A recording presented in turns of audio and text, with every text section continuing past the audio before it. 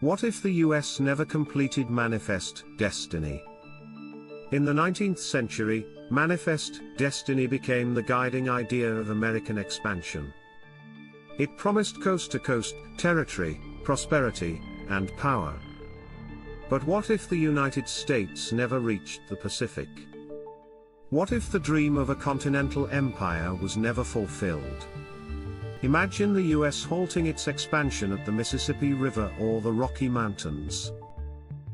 The western lands remain under the control of foreign powers, Mexico, Britain, and native nations.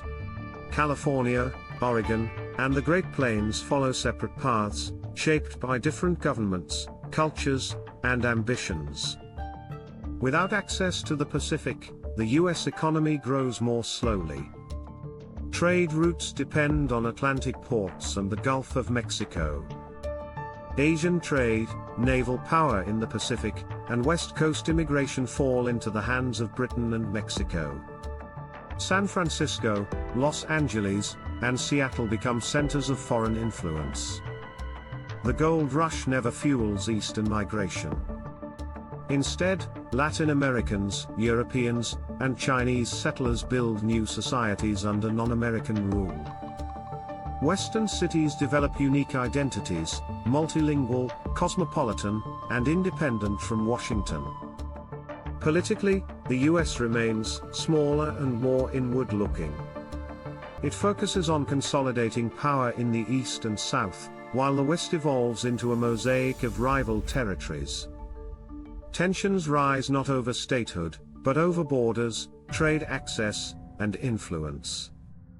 The Civil War still erupts, but the stakes change. Without vast Western land, there's less room to expand slavery or free states. The war becomes a regional conflict with different outcomes and fewer players. In global politics, a smaller US competes with a stronger British Canada, and an independent California Republic. Naval bases and shipping routes across the Pacific fall under London and Mexico City.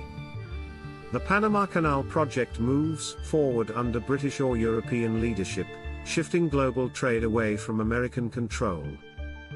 By the 20th century, power in North America becomes multipolar. Mexico maintains its northern territories.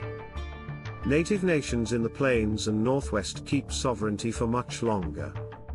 The US remains influential, but not dominant. Technology and culture evolve differently. Without Silicon Valley, innovation spreads to Vancouver, Mexico City, or the Gulf Coast. Hollywood never becomes the capital of entertainment. Instead, French-speaking filmmakers in Oregon or Mexican studios near the Pacific create new cultural powerhouses. Today, North America would feel fragmented, divided by languages, governments, and histories. The US remains a powerful country, but no longer the uncontested leader of the Western Hemisphere. The map looks familiar, but the world feels fundamentally different. Subscribe for more alternate history insights on What If History. For more fascinating scenarios, check out What If? Book of Alternative History. The link to the book is in the description.